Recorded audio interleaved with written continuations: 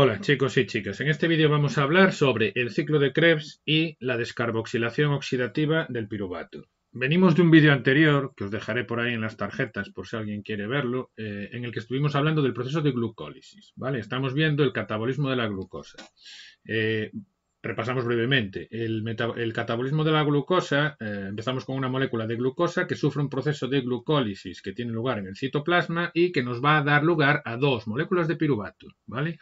Hay una obtención de energía y el siguiente paso sería la descarboxilación oxidativa de ese piruvato para transformarlo en acetil coenzima A, que va a entrar al ciclo de Krebs, ¿vale? Y en este vídeo, como digo, vamos a explicar la descarboxilación oxidativa del piruvato y el ciclo de Krebs. Fijaos, en este esquema que tenéis aquí, recordad que el metabolismo tiene dos secciones. Hay un anabolismo, que son procesos de biosíntesis que consumen energía, y hay un catabolismo, que es esto que tenéis aquí resumido, ¿vale?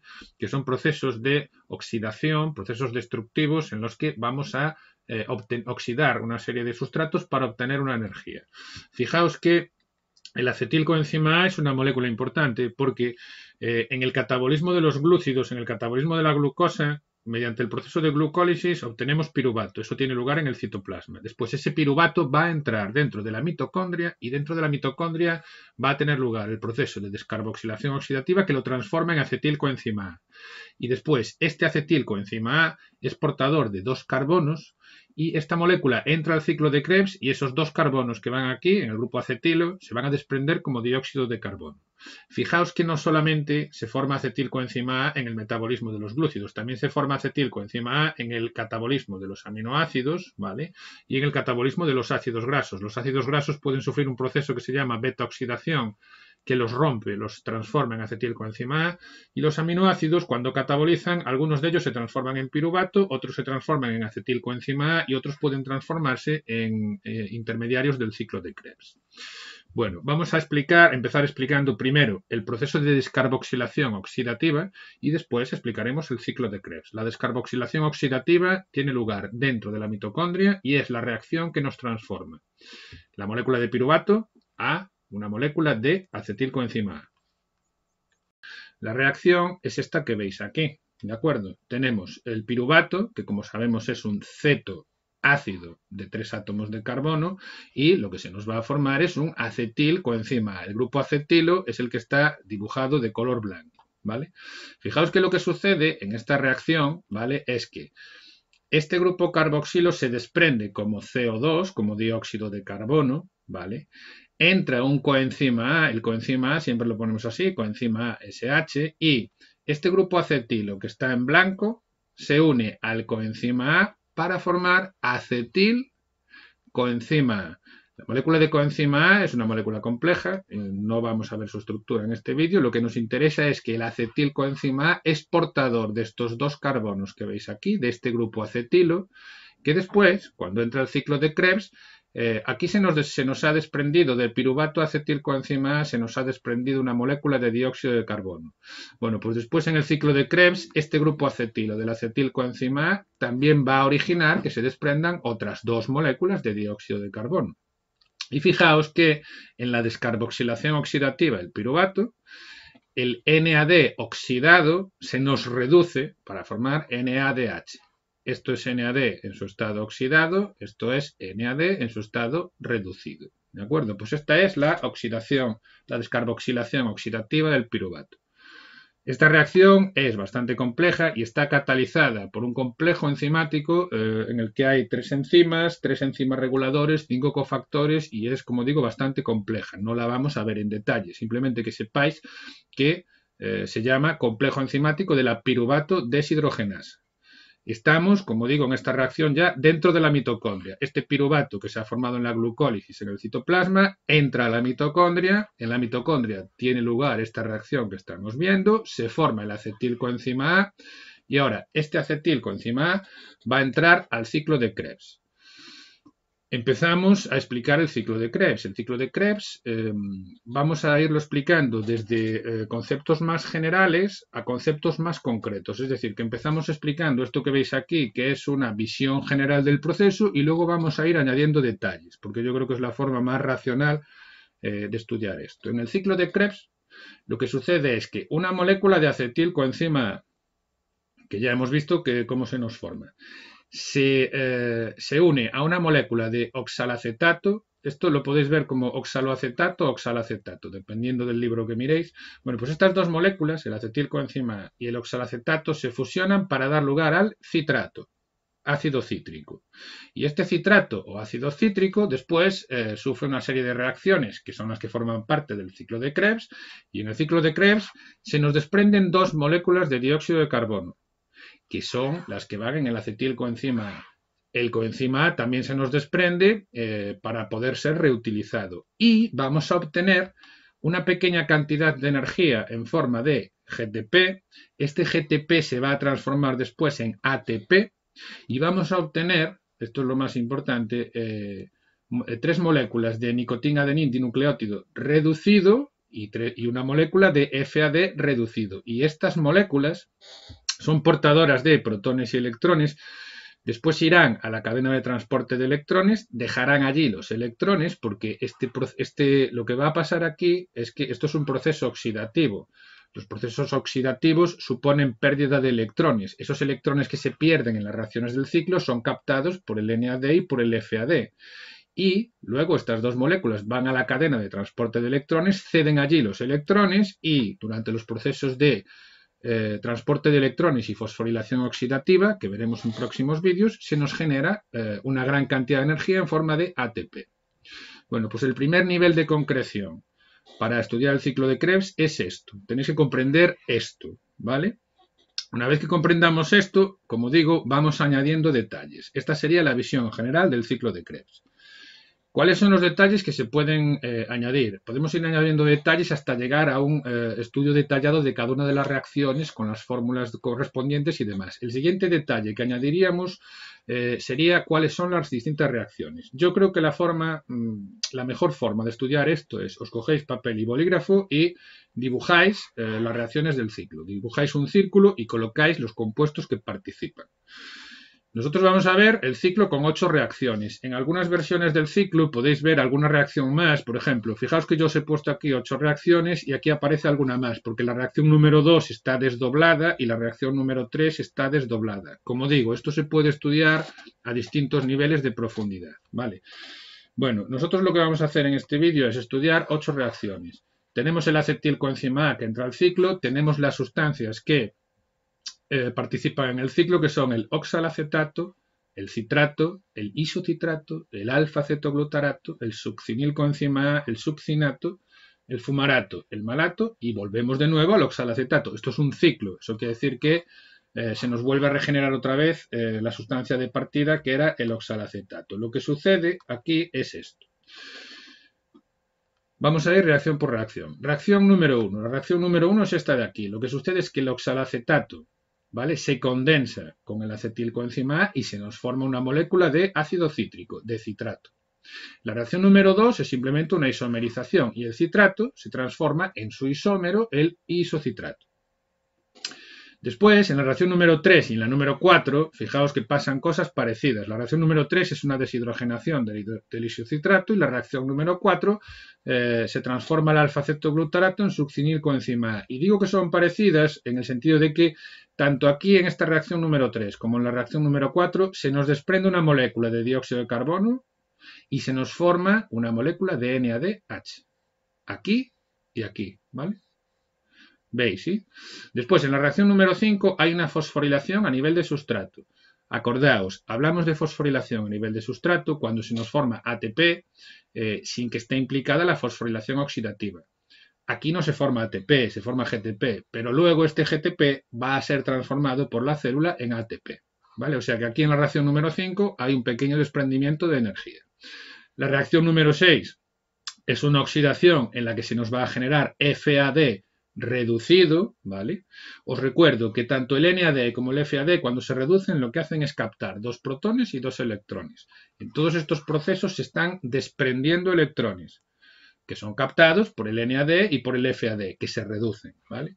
La reacción número 7, aquí no lo he puesto, pero entraría una molécula de agua y el fumarato se hidrata para dar malato. Y por último, en la reacción número 8, se nos regenera el oxalacetato, porque esto es un ciclo que está O sea, damos la vuelta varias veces, ¿vale? Y cuando tenemos formado el oxalacetato, ese oxalacetato vuelve a reaccionar con otra molécula de acetilcoenzima A y volvemos otra vez a empezar todas las reacciones.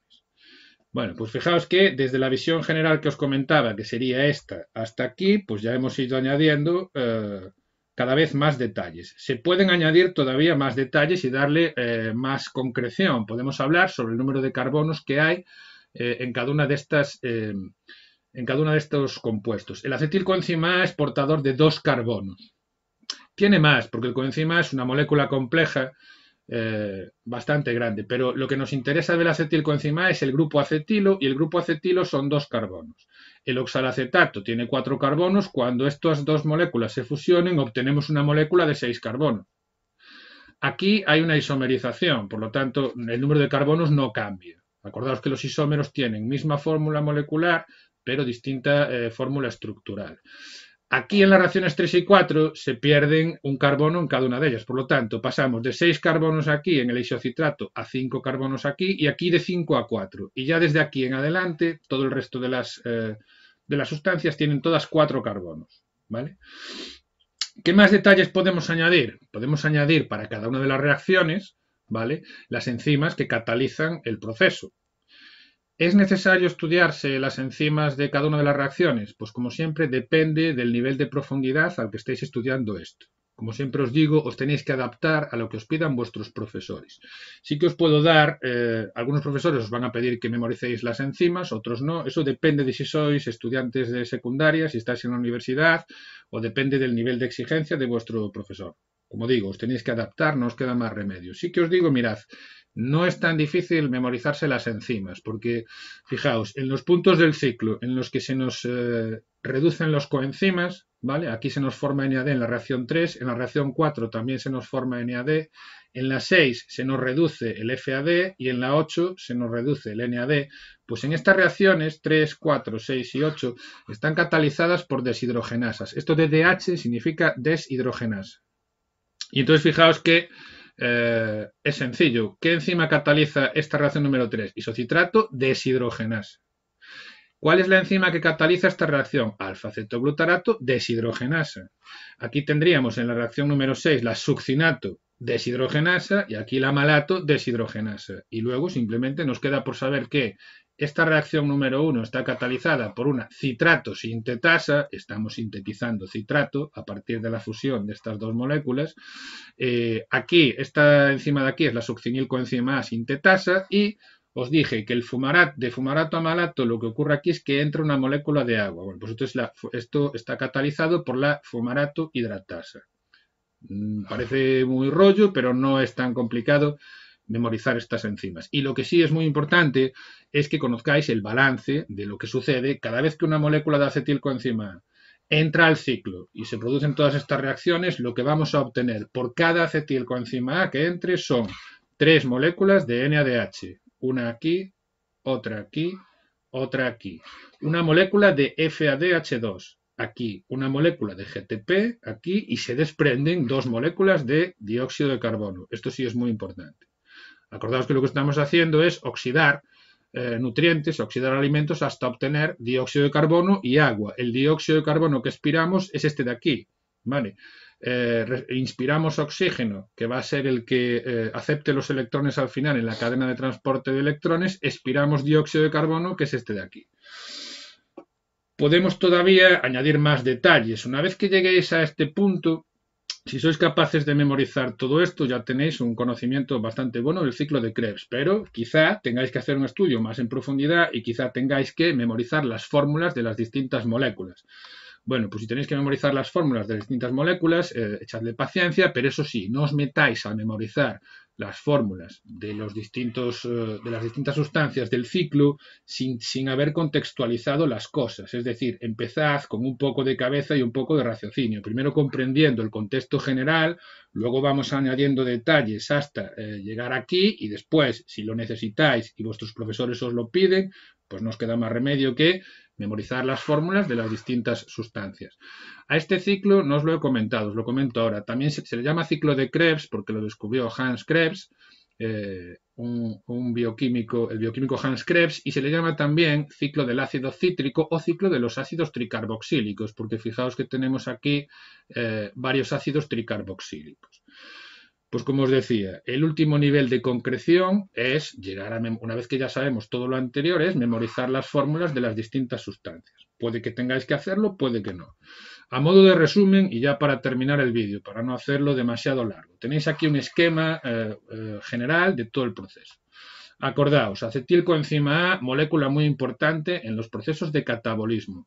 Las proteínas, cuando se catabolizan, cuando se digieren, obtenemos aminoácidos. Acordaos que las proteínas son cadenas de aminoácidos. Esos aminoácidos después pueden catabolizarse para obtener acetilcoenzima A. Del catabolismo de los lípidos también podemos obtener acetilcoenzima A, y del catabolismo de los glúcidos, de los hidratos de carbono, también podemos obtener acetilcoenzima A con el piruvato como sustancia intermedia. De la glucosa a piruvato decíamos que es el proceso de descarboxilación oxidativa. Este acetilcoenzima A, estamos dentro de la mitocondria, entra al ciclo de Krebs y durante las reacciones del ciclo de Krebs se desprenden una gran cantidad de electrones que son captados por el NAD y por el FAD, que se reducen para originar NADH, o lo que es lo mismo, NAD reducido, y FADH2, o lo que es lo mismo, FAD reducido. Estos coenzimas después irán a un proceso que se llama cadena de transporte de electrones, que está acoplado con otro proceso que se llama fosforilación oxidativa, y vamos a obtener ATP, que es la molécula que nos guarda la energía en la célula y que después se utiliza para distintos tipos de trabajo celular. Entonces, como resumen del ciclo de Krebs, diremos que en el ciclo de Krebs se nos van a liberar electrones que son transportados hacia la cadena respiratoria. Cadena respiratoria y cadena de transporte de electrones es lo mismo. Explicaremos estos dos procesos en vídeos posteriores. Y los transportadores de electrones son el NADH, que se forma a partir de la vitamina B3, la niacina, y el FADH2, que se forma a partir de la vitamina B2, que es la riboflavina. Acordaos de que el ciclo de Krebs es un proceso anfibólico, aeróbico y cíclico. Es anfibólico porque, aunque aquí lo estamos viendo en procesos de catabolismo, muchas de las sustancias del ciclo de Krebs se utilizan también como precursores para rutas biosintéticas. Fijaos aquí, por ejemplo, que el citrato se puede utilizar, además de formar parte del ciclo de Krebs, se puede coger una cantidad de citrato que puede ser desviada hacia la biosíntesis de ácidos grasos, hacia la biosíntesis de colesterol, lo mismo todo por aquí, ¿vale? Es una ruta anfibólica, forma parte tanto del catabolismo como del anabolismo. Acordaos que estamos dentro de la mitocondria, en el espacio interior de la mitocondria, al que llamábamos matriz mitocondrial. Acordaos de que es una vía catabólica común, tanto para proteínas como para glúcidos y lípidos. Y, muy importante, acordaos de cuáles son los productos finales. Por cada acetilcoenzima que entra al ciclo, 3 de NADH, una de FADH2, una de GTP, y aquí pone una de CO2, pero me he equivocado, se desprenden 2 de CO2, ¿vale? Bueno, pues con esto termina el repaso del ciclo de Krebs. Si tenéis algo que comentar, me lo dejáis abajo en la caja de comentarios y hasta la próxima.